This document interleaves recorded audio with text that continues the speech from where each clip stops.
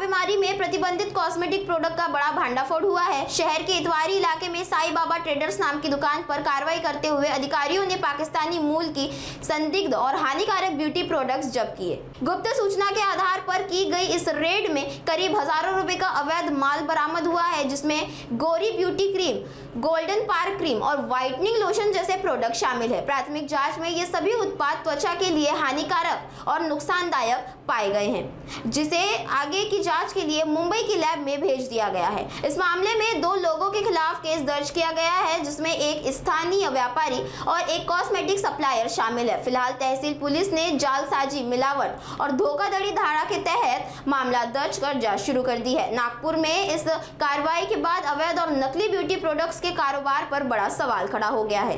Police station तहसील येथे अपराध क्रमांक 212/26 कलम 318(4), 272, 223, 349, 35 भारतीय न्याय संहितेनुसार गुन्हा दाखल करण्यात आलेला आहे।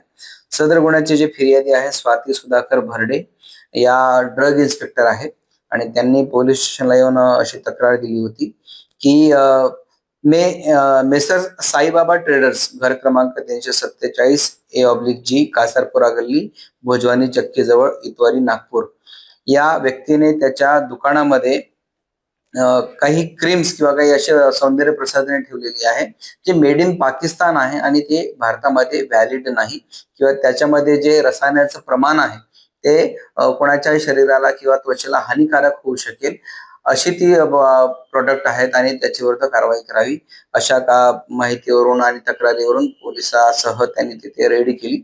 त्यामध्ये आरोपीचं नाव आहे श्री सतीवन सुमरदास विरवानी, वय 50 वर्षे, राहणार जरीपटका असं आरोपीचं नाव आहे। दुसऱ्या आरोपीचं नाव आहे सद्दाम नावाचा इसम, राहणार मुंबई। तर यामध्ये श्री सतीवन सुमरदास विरवानी याला ताब्यात घेण्यात आले होते आणि त्यांनी त्यांच्या ताब्यातून गोरी ब्यूटी क्रीम, त्यानंतर गोरी beauty cream, face fresh gold plus हा फेस वॉश आहे आणि त्याचप्रमाणे गोल्डन स्टार ब्यूटी क्रीम, गोरी ब्यूटी व्हाइटनिंग बॉडी लोशन आणि गोरी व्हाइटनिंग सोप असे वेगवेगळे सौंदर्य प्रसाधनाचे जे प्रोडक्ट आहेत ते त्यांच्या दुकानातून जप्त करण्यात आलेले आहे।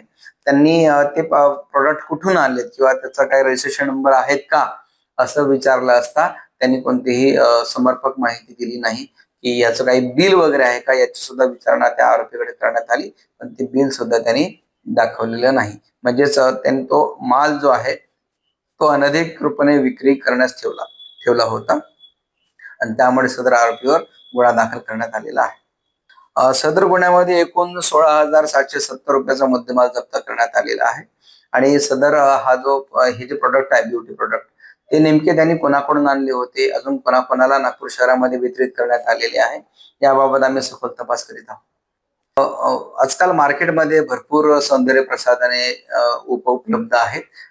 खास करून महिलांना त्वचा गोरी होईल या नावाखाली वेगवेगळे प्रोडक्ट्स विकण्यात येतात, परंतु माझे सगळे ग्राहकांना पोलिसांतर्फे आव्हान आहे की असं कोणतेही प्रोडक्ट खरेदी करण्या अगोदरच ते प्रोडक्ट व्हॅलिड आहे का, ते आपल्या जे सुरक्षा मानके आहेत त्याच्यानुसार पास करण्यात आलेले आहे का, त्याचं मॅन्युफॅक्चरिंग कुठे आहे, जर made in Pakistan clear cut त्याच्यात लिहिलेलं आहे असे प्रोडक्ट आपण खरेदी करू नये।